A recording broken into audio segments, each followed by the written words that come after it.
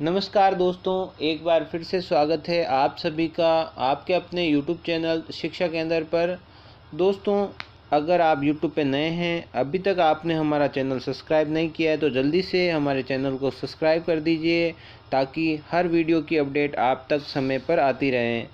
और हमारे चैनल अगर वीडियो आपको अच्छे लगें तो इसको शेयर कीजिए और लाइक कीजिए। दोस्तों, आज का हमारा टॉपिक है राजस्थान जीके से संबंधित राजस्थान की मुख्य हस्तकला। तो चलिए इनके बारे में जानते हैं। हस्तकला एक उद्योग है जो औद्योगिक नीति के आधार पर चलता है। दोस्तों, राजस्थान की प्रथम औद्योगिक नीति जुलाई 1948 में श्याम प्रसाद मुखर्जी ने शुरू की थी। राजस्थान की प्रथम औद्योगिक नीति 24 जून 1978 को भैरों सिंह शेखावत ने इसका शुरुआत किया। इस नीति में हस्तकला के लिए कोई विशेष स्थान नहीं था। दोस्तों, उस समय राजस्थान की दूसरी औद्योगिक नीति दिसंबर 1990 में जारी जरूर की गई, लेकिन उसको लागू अप्रैल 1991 में उसे लागू किया गया। इस नीति के तहत राजस्थान में तीन शिल्प ग्राम स्थापित किए गए। पहला है हवाला शिल्प ग्राम जो उदयपुर में था, दूसरा पाल शिल्प ग्राम जो जोधपुर में है, और तीसरा जवाहर कला केंद्र जयपुर में, जिसे चार्ल्स कोरिया जो वास्तुकार है उन्होंने इनका शुरुआत की या संचालन किया। राजस्थान में हस्तकला का सबसे बड़ा केंद्र बोरानाडा जोधपुर है। इसके बाद आता है हस्तकला से संबंधित, पहला आता है गोटा जो रंग में पीले कलर का होता है, पीले रंग का होता है।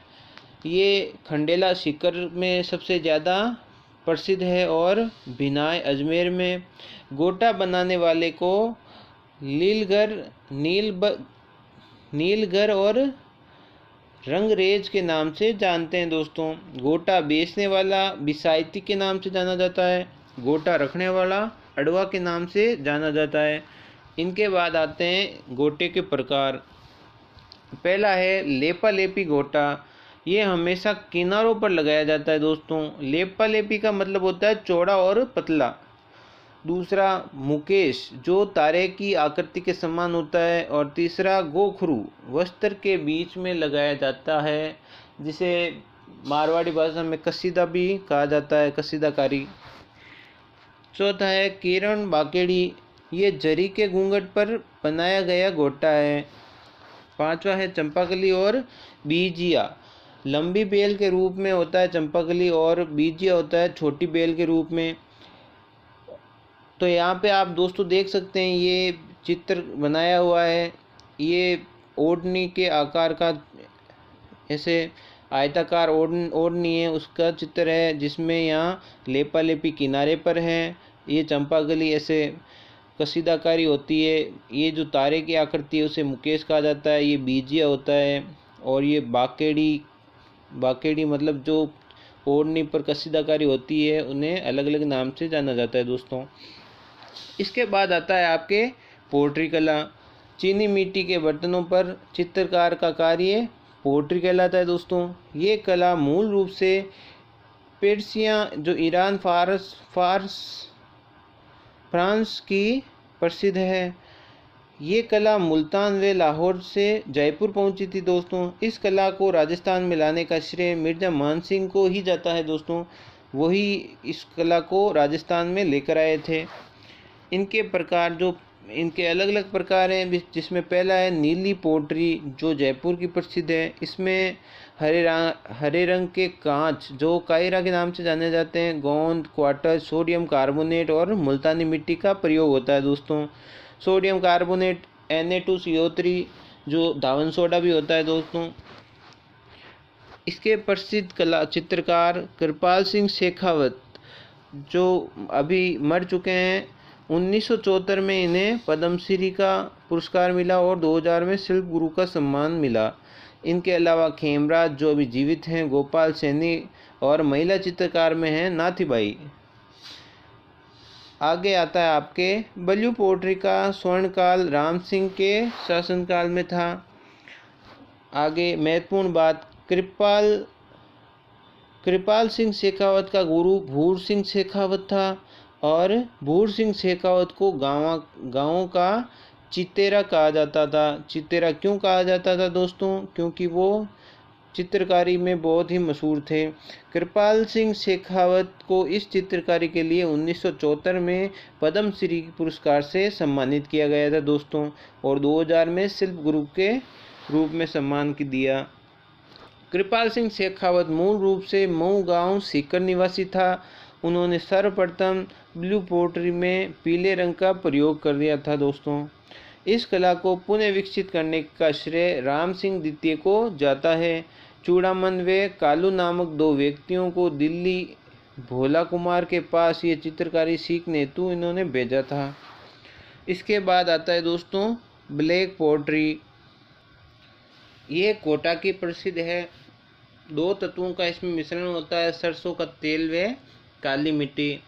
यहाँ पे एक महत्वपूर्ण बात है, गमले, कूड़ेदान एवं विशेष प्लेटों पर ब्लैक पोट्री की जाती है दोस्तों। कागज पोट्री और डबल वर्क पोट्री, ये अलवर की प्रसिद्ध है।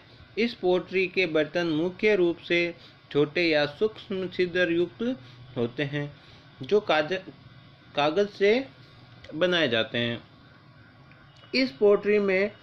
इस पोट्री से निर्मित बर्तनों में पानी एवं अन्य तरल पदार्थ नहीं डाले जा सकते, क्योंकि इस पोट्री में छोटे छोटे सूक्ष्म छिद्र होते हैं दोस्तों।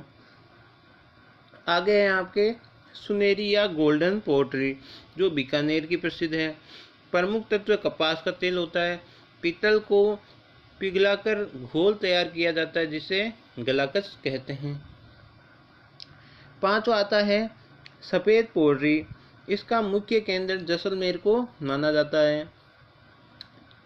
इसके बाद आता है कोफ्तागिरी। लोहे की वस्तुओं पर चांदी व सोने के बारीक तारों से कलाकृति करना कोफ्ताकारी कहलाता है दोस्तों।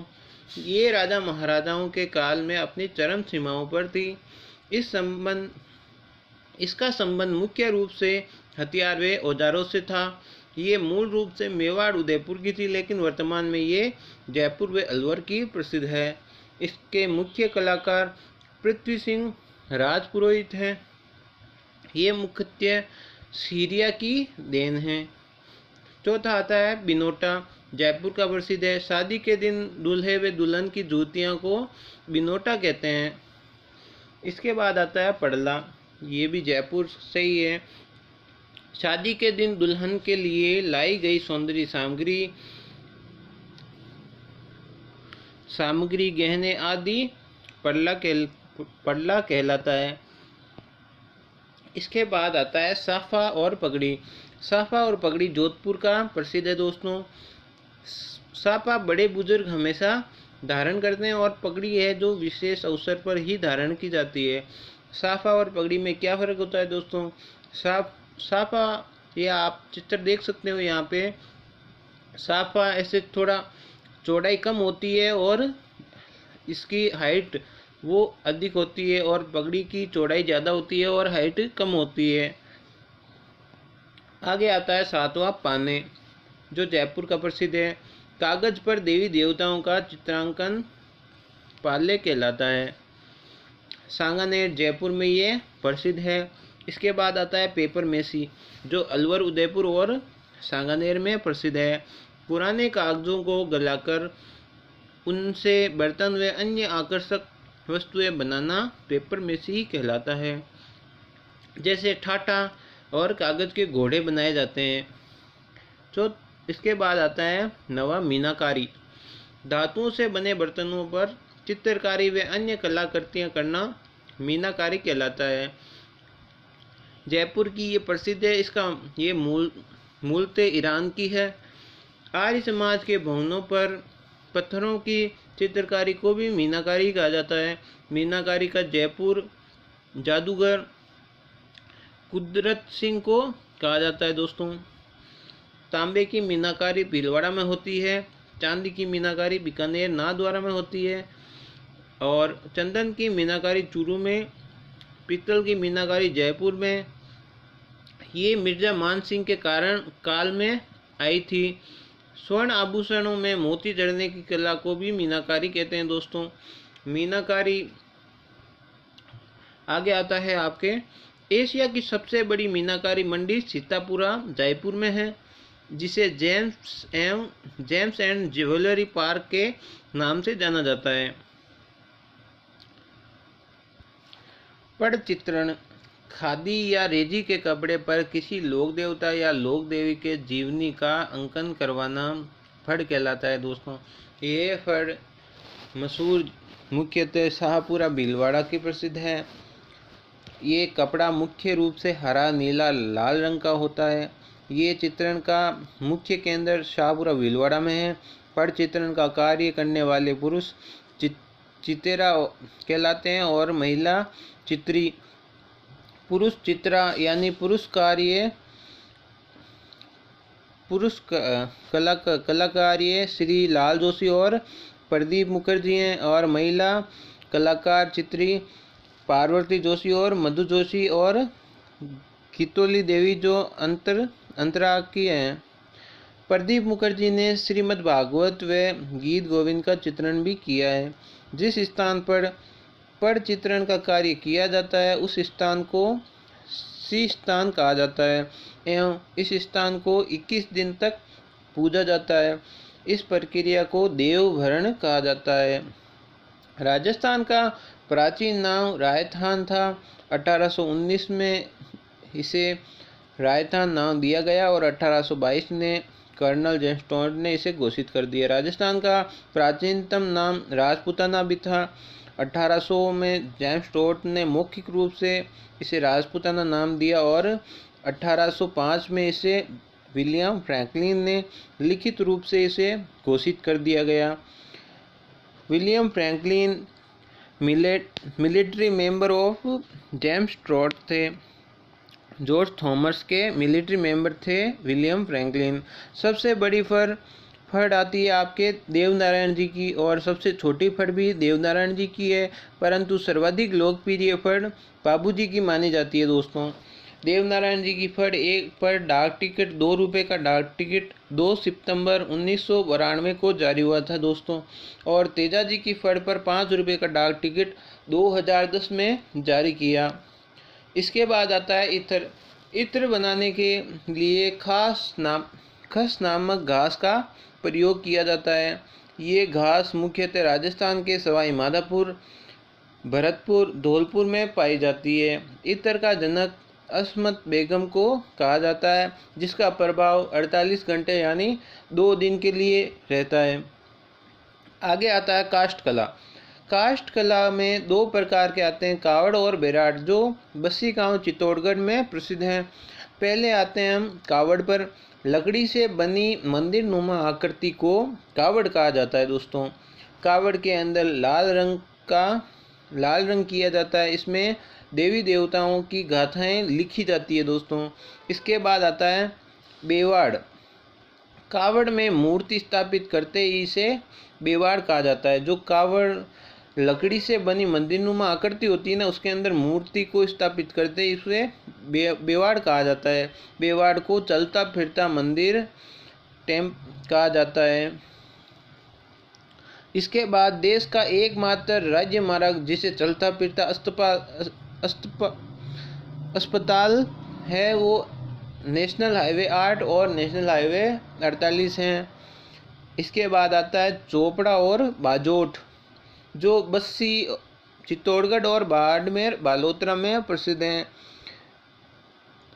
ये मांगलिक वस्तुएं जैसे कुमकुम, मौली, चावल इत्यादि रखने का लकड़ी का मांगलिक पात्र होता है, उसे चोपड़ा कहा जाता है दोस्तों। आगे चौकीनुमा लकड़ी की आकृति पर जिस पर थाल रखकर विशिष्ट मेहमानों को भोजन करवाया जाता है उसे बाजोट कहते हैं। बाजोट और चोपड़ा हमारे राजस्थानी भाषा में बहुत रूप से प्रयोग लिया जाता है दोस्तों, आपने सुना होगा। इसके बाद आता है कठपुतली। कोटपुतली जयपुर में ये प्रसिद्ध है, बस्सी चित्तौड़गढ़ में और डिग्गी मालपुरा टोंक में प्रसिद्ध है। कठपुतली कला में आड़ू की लकड़ी मुख्य रूप से प्रयुक्त की जाती है। इस कला को नट एवं पहाड़ जाति के लोग निपुण होते हैं। लकड़ी से विभिन्न प्रकार की कलाकृतियाँ बनाना कठपुतली कहलाता है दोस्तों। इसके बाद आता है गणगौर। गणगौर बनाने की कला बस्सी गांव चित्तौड़गढ़ में प्रसिद्ध है। सर्वप्रथम गणगौर की मूर्ति स्वर्गीय देवीलाल सांबर नामक व्यक्ति ने बनाई थी, जिन्हें जनक और जादूगर कहा जाता है। आगे गणगौर प्रसिद्ध है आपके जयपुर में, शाही गणगौर जैसलमेर में, और गुलाबी गणगौर नाथ और राजसमंद में, बिना शिव की गणगौर जैसलमेर में, बिना पार्वती की गणगौर बीकानेर में प्रसिद्ध है। इसके बाद आता है मशक, जो जयपुर में प्रसिद्ध है। इनके मुख्य कलाकार हनीफ खां अंसारी हैं। मुगल काल में इसकी शुरुआत मानी जाती है। मशक एक वाद्य यंत्र है। इसके बाद आता है बादला, जोधपुर में प्रसिद्ध है। जिंक और जस्ता धातु से निर्मित पानी रखने का पात्र बाडला कहलाता है। और थर्मस में लेड का लेप होता है, लेड यानी पीबी, जिससे पानी अंदर का ठंडा और गर्म का गर्म रहता है। इसके बाद आता है तोड़िया, जो धौलपुर का प्रसिद्ध है। एक विशेष प्रकार की पायजेब जिसकी संरचना त्रिस्तरीय होती है, ये धौलपुर की प्रसिद्ध है। इसके बाद आता है टोड़िया, ऊँटनी का बच्चा टोड़िया कहलाता है दोस्तों। टोड़िया कला का प्रसिद्ध कलाकार लक्ष्मण सिंघवी है। इनके बाद आता है टेराकोटा। टेराकोटा मोलेला गांव राजसमंद का प्रसिद्ध है। मिट्टी के बर्तन, मूर्तियां व अन्य आकर्षक वस्तुएं बनाने की कला को टेराकोटा कहते हैं। इनके बाद सनवाड़ा तालाब की मिट्टी इस कला के लिए सबसे उपयुक्त मानी जाती है दोस्तों। इस कला के प्रमुख कलाकार मोहनलाल कुमार व हरजीराम कुमार हैं। गोगाजी व मामाजी के घोड़े हरनी गांव जालोर में प्रसिद्ध हैं। पानी से बड़े मटके मोण कहलाते हैं दोस्तों। हमारी राजस्थानी भाषा में उसे मूण कहा जाता है। ये बुरनावत नामक स्थान के प्रसिद्ध हैं, जो नागौर में है। सॉरी दोस्तों, ये बू नरावता है। बू नरावता गांव जो कुचेरा के आगे आता है दोस्तों, मुंडवा के पास। मलमल का कार्य तनसुख गांव जोधपुर में होता है और मथानिया गांव जोधपुर में। विश्व की सर्वाधिक मलमल ढाका बांग्लादेश में उत्पादित होती है। मलमल का अपशिष्ट ही वेलवेट कहलाता है दोस्तों, जो एक अमूल्य मुलायम कपड़ा है। भारत में मलमल का मुख्य कार्य हैदराबाद में किया जाता है। जूती दोस्तों भीनमाल जो जालोर की प्रसिद्ध है। इस पर कसीदा न के बराबर होता है, यानी जूती पर कसीदा नहीं होता है दोस्तों। मोजड़ी एक जूती का ही रूप है, जोधपुर की प्रसिद्ध है, जो चमड़ी से बनी होती है, लेकिन इस पे बहुत सारी डिजाइन होती है, यानी इस पे कसीदे का कार्य किया जाता है। यूनो के सहयोग से नागौर जिले के बड़ू गांव में कसीदे युक्त जूतियों का निर्माण किया जाता है दोस्तों। बड़ू गांव में चमड़ी की जूतियों के लिए बड़ू गांव प्रसिद्ध है। इनके बाद आता है थेवा कला, जो प्रतापगढ़ की प्रसिद्ध है। मुख्य रूप से हरे रंग के कांच पे सोने की नक्काशी का कार्य थेवा कला कहलाता है। वर्तमान में यहाँ सभी रंगों पर कार्य किया जाता है दोस्तों। इस कला के लिए राज सोनी परिवार निपुण है। इस कला को 3 बार पद्मश्री पुरस्कार से सम्मानित किया जा चुका है। सर्वप्रथम 1974 में महेश राज जोशी को सम्मानित किया। दूसरा 1991 में गोविंद राज सोनी को सम्मानित किया। तीसरा है 2003 में भिकाराम सोनी को सम्मानित किया पद्मश्री पुरस्कार से। बहन बेटी बहू को ये कला नहीं सिखाते हैं, क्योंकि दोस्तों ये कला ये अपने घर से बाहर नहीं जाने देना चाहते हैं, इसलिए ये बहन बेटी बहू को ये कला नहीं सिखाते हैं। हरे रंग के अलावा प्रधान रंग इनका नीला होता है। इनके जनक नाथूराम सोनी हैं। इनके बाद खेल सम्मान हनुमानगढ़ गंगानगर में है। तलवार सिरोही की प्रसिद्ध है। रेडियो, टीवी और कूलर की कलाकारी फालना पाली में प्रसिद्ध है। आगे आता है आपके मांडना। दीवार या घर के आंगन में बनाई जाने वाली गेरू एवं पांडू पणेचा फणेचा के घोल से बनाई गई कलाकृति मांडना कहलाती है दोस्तों।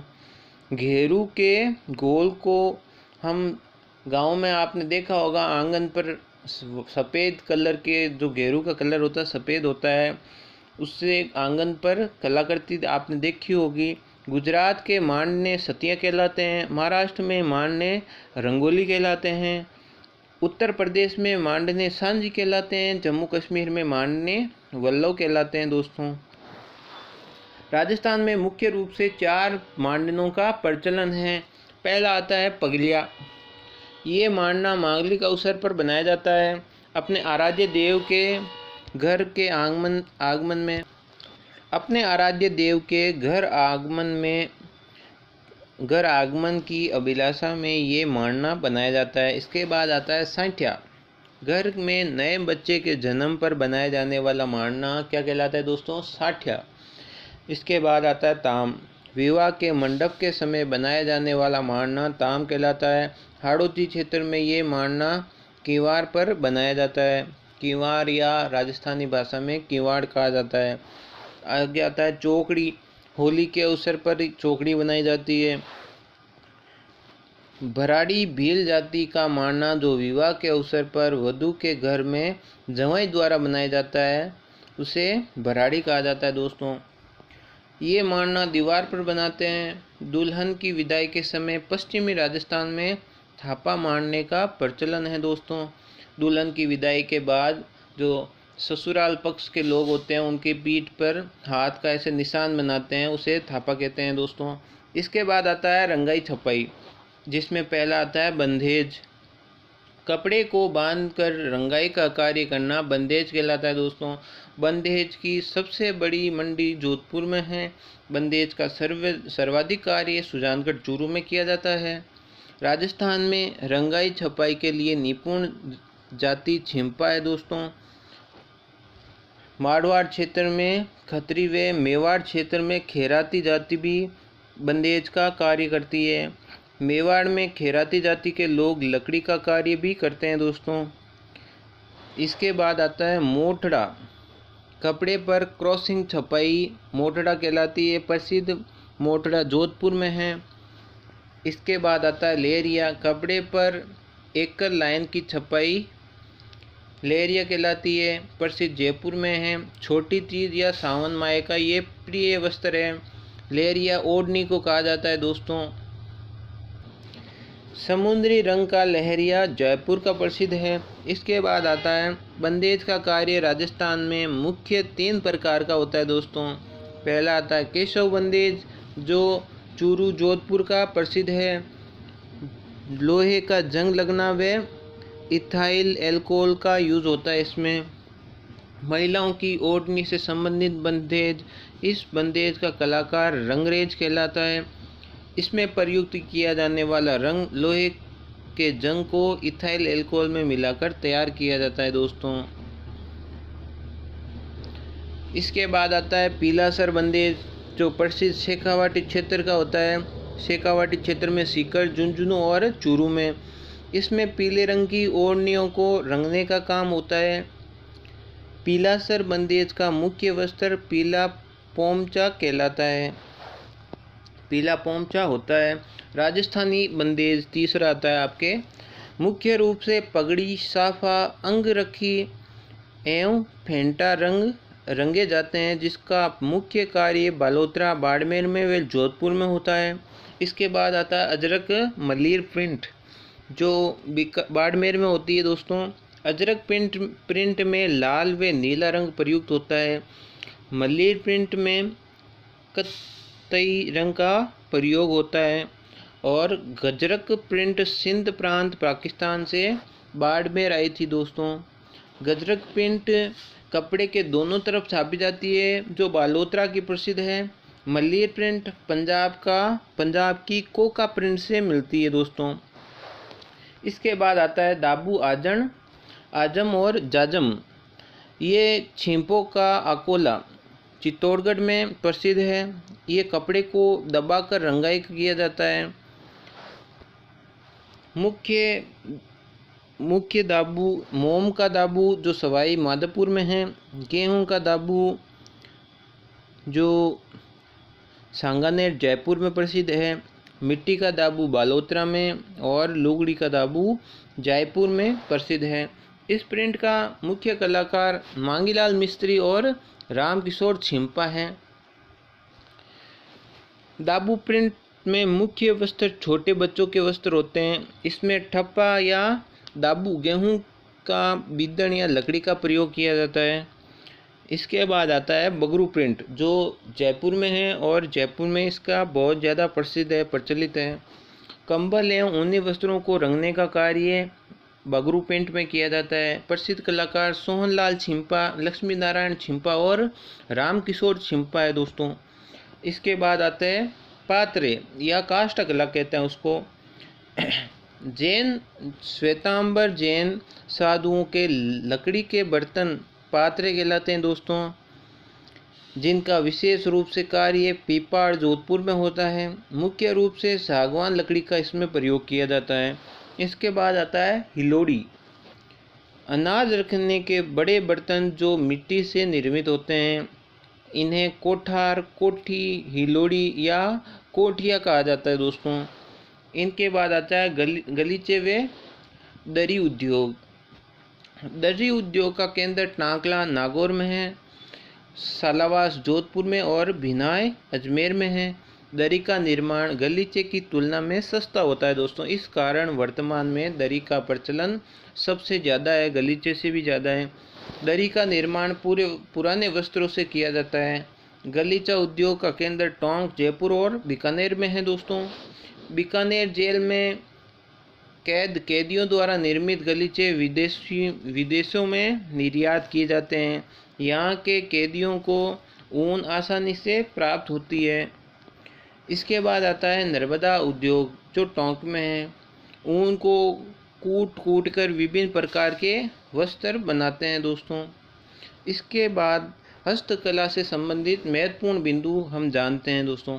जवाहर कला केंद्र का वर्तमान में संबंध रत्न जड़ाई हुए आभूषणों से हैं दोस्तों। राज्य सरकार को सर्वाधिक मुद्रा रत्न जड़ाए हुए आभूषण से प्राप्त होती हैं। इसके बाद हस्त निर्मित वस्तुओं के निर्यात हेतु आयात निर्यात संवर्धन पार्क, जो IPI बोनवाड़ा जोधपुर में है। हस्तकला के कलाकार को बढ़ावा देने हेतु सन 2003 और 4 में रंगोली राजस्थान पुरस्कार की शुरुआत की गई थी दोस्तों, जो जिला स्तर पर सर्वश्रेष्ठ 10 कलाकारों को दिया जाता है। इस पुरस्कार में एक स्मृति चिन्ह भी प्रदान किया जाता है। हस्त कलाकारों के लिए हस्त निर्मित ट्रेडिंग सेंटर जयपुर में स्थापित किया जा रहा है। भारत में सर्वाधिक हस्त निर्मित वस्तुओं का निर्माण महाराष्ट्र में होता है दोस्तों, और राजस्थान में 6ठे स्थान पर। महाराष्ट्र के बाद बिहार के बाद हस्तकला में सर्वाधिक आय प्राप्त करने वाला जिला तीसरा राज्य है राजस्थान। इसके बाद आता है मैथरना कला, जो बीकानेर की प्रसिद्ध है। ये कला जैन धर्म से प्रभावित है। किसी धार्मिक स्थल पर धार्मिक गाथा, पौराणिक गाथा व देवी देवताओं के चित्रों का अंकन करवाना मैथरना कला कहलाती है दोस्तों। इस कला के कलाकार उस्ताद कहलाते हैं। इस कला के कलाकार चित्र के नीचे अपना नाम, तिथि अंकित करते हैं। इस कारण इसे उन्हें उस्ताद कहा जाता है। वर्तमान में प्रमुख उस्ताद रामलाल और मुन्नालाल हैं दोस्तों। इसके बाद में उस्ता कला, जो बीकानेर में प्रसिद्ध है। प्रादुर्भाव महाराजा अनूप सिंह के काल में हुई थी। मूल रूप से ये मुल्तान पाकिस्तान की कला है और ऊँट की खाल या बालों पर सोने की नक्काशी का कार्य किया जाता है। इस कला को राजस्थान में लाने का श्रेय उस्ता परिवार को जाता है। प्रसिद्ध कलाकार इसमें हमुद्दीन और हाशुमुद्दीन हैं और हनीफ उस्ताद वर्तमान मुख्य कलाकार हैं। हनीफ उस्ता कला का मुख्य कार्य भारत के बनारस शहर में होता है दोस्तों। उस्ता कला के चित्रकारों को मैत्रण जाति के लोगों ने शरण दी थी। ये निम्नलिखित कार्य उस्ता कला के ही हैं। पहला है लकड़ी पर नक्शकारी करना हस्तकला का कार्य है। ऊँट के बालों पर नक्काशी करना भी हस्तकला का कार्य है। और भित्ति चित्रण व ऊँटों के बाल पर चमड़ी पर सोने की नक्काशी भी हस्तकला का कार्य है। इसके बाद आता है हाथी दांत कला, जो जयपुर में है।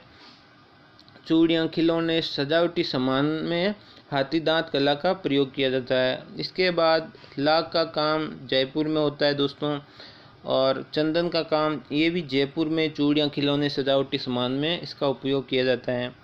इसके बाद पाव रजाई जयपुर में होता है, और आम के पापड़ बांसवाड़ा में बनाए जाते हैं। दरिया टांकड़ा गांव नागौर में। सरसों का वीर बालक तेल जयपुर में प्रसिद्ध है। सरसों का इंजन छाप तेल वो भी भरतपुर में ही प्रसिद्ध है। जट कतराई उद्योग चौहाटन बाड़मेर में है। ऊँट के बालों को कतर कर विभिन्न प्रकार की डिजाइन बनाई जाती है जट कतराई उद्योग में। इसके बाद आता है दोस्तों चुनरी। चुनरी कला जोधपुर, जयपुर, सुजानगढ़ और मेड़ता नागौर में प्रसिद्ध है दोस्तों। पद्मावत ग्रंथ के मोहम्मद मलिक जायसी ने पोमचे का वर्णन किया था। पोमचे मतलब होता है दोस्तों चुनरी से ही संबंधित है। तो आज के लिए बस इतना ही दोस्तों, आगे हम आपसे फिर मिलेंगे। तब तक के लिए अलविदा। और अगर आपने हमारे चैनल को सब्सक्राइब नहीं किया है तो जल्दी से सब्सक्राइब कर दीजिए, और ज़्यादा से ज़्यादा हमारे शेयर कीजिए हमारे वीडियोस, और अगर आपको वीडियो अच्छा लगा तो लाइक कीजिए। धन्यवाद दोस्तों। जय हिंद, जय भारत। फिर से मिलेंगे आपसे।